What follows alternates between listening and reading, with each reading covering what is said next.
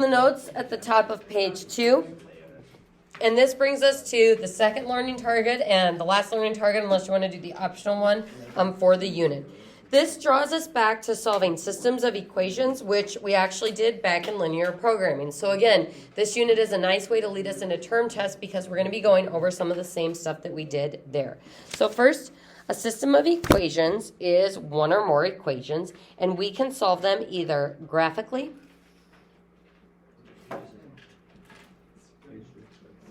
or algebraically. Notes packet, page 2. So either graphically or algebraically. Now, if I want to solve a system of equations, we want to find the intersection point.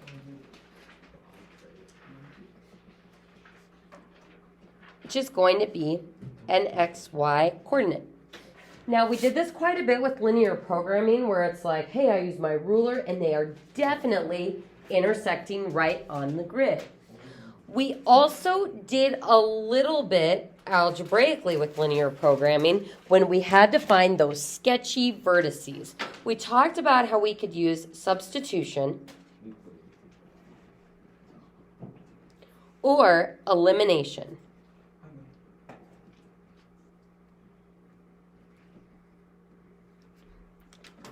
So this first section, this is all review of things we have seen before, but we're going to be taking it up a notch because instead of just solving linear systems, we are going to see how we can solve combo systems where we have a linear piece and a quadratic piece.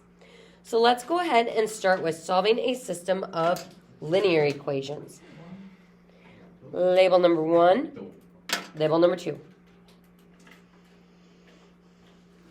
Great review of Unit 1 here, folks. If I asked you to solve this by graphing, we look at that first equation. How do I know that's not a quadratic? I don't see a power of 2. What form is this in? Good old slope-intercept form. Y equals mx plus b. Hooray. Our y-intercept is at -2. So put a little dot on the y-axis at negative, did I say -2? -1. Put your y-intercept at -1. And then what's our slope? 2. So we're going to rise 2, run 1. Rise 2, run 1.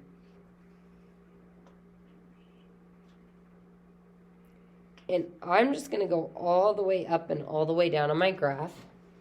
I have a ruler around here somewhere. There we go. Make sure you put arrows on it to show that that line goes on forever. And label it line number 1. Next, that second line. This is also in slope-intercept form. It's got a y-intercept at 4. And its slope is -1/2. All right, folks, negative slopes, do they go down and to the right or up and to the right? Down. So negative slopes, nice negative slope, dude. And then positive slopes go up and to the right. So I'm going to fall 1 and run 2. Fall 1, run 2. Fall 1, run 2. And I'm not going to do the whole graph for this one because I was able to find exactly where those two lines are intersecting. Where are they intersecting? Right at 3, 2. Try again.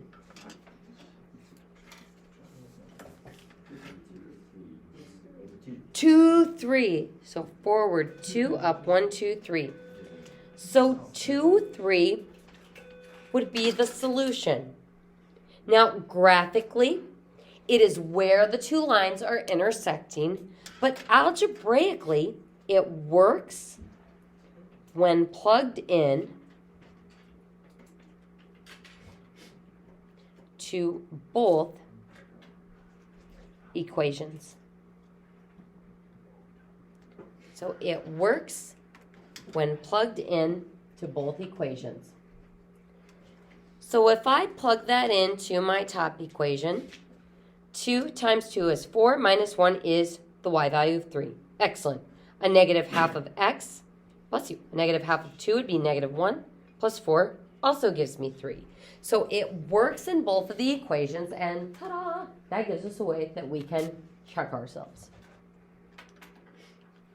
Graphing lines. How do we feel about that? So let's go into solving algebraically. So there are two methods. There is solving by substitution and solving by elimination. For substitution, we want to be able to isolate our easy variable. So let's put a little note up by substitution. Isolate easy variable. Whereas with elimination is more when the equations are in standard form.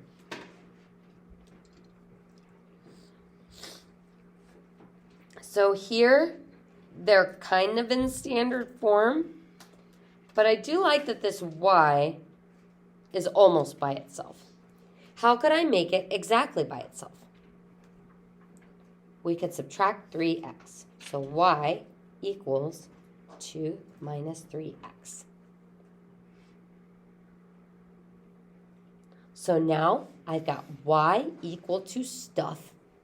We're going to take that stuff and plug it in for y in the other equation. So 2 times that stuff I'm putting in for y, 2 minus 3x, plus 4x equals 2. So we isolated a variable and set it equal to stuff. So solo y equals 2 minus 3x. We take that stuff and plug it in for y in the other equation, making sure we trap it in parentheses. What's your gut telling you to do next? Distribute, multiply. 2 times 2 is 4. 2 times negative 3x is negative 6x plus 4x. What now?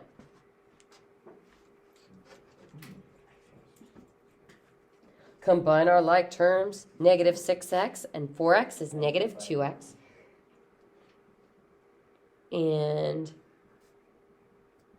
then we'd subtract the 4 to move it to the other side. So if 2x equals negative 2, what does x equal? 1. And then we're like done? Folks, what we're trying to find algebraically is still the same thing we were trying to find graphically. We want to find an intersection point. So I have the x value. How do I find the corresponding y value? Plug back in. So, yeah, we're going to plug it in for x in that top equation. So y equals 2 minus 3 times my x value of 1. So 2 minus 3 is negative 1. So my coordinate is 1, negative 1. So what we just showed was substitution.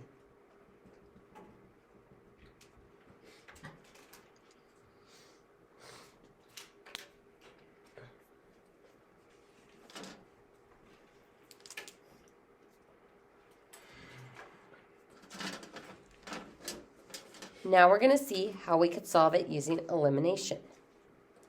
First, I'm going to write both equations in standard form. So I just need to rearrange these so that the 3x is first. So 3x plus y equals 2, equation number 1. And equation number 2, we'll put the 4x first, plus 2y equals 2. Now our goal with elimination is we want to try to manipulate these equations so that when we add them together, one of the variables cancels. So this is more like what we did for linear programming. What could I do to equation 1 so that my y's cancel when we add them together? What can we multiply it by? By negative 2. So then my new equation 1, negative 6x minus 2y equals negative 4. And I get negative 2x. Goodbye to those y's. equals negative 2. And we get x equals 1. Now, just like before, we have x. We need to figure out what y is. So you're going to need to plug it back into one of those equations to find out what y is. So 3 times 1 plus y equals 2. Y equals negative 1.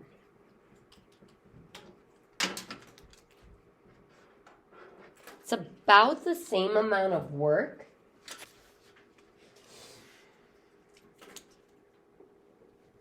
So the important thing is going to be determining when is it better to use substitution and when is it going to be better to use elimination.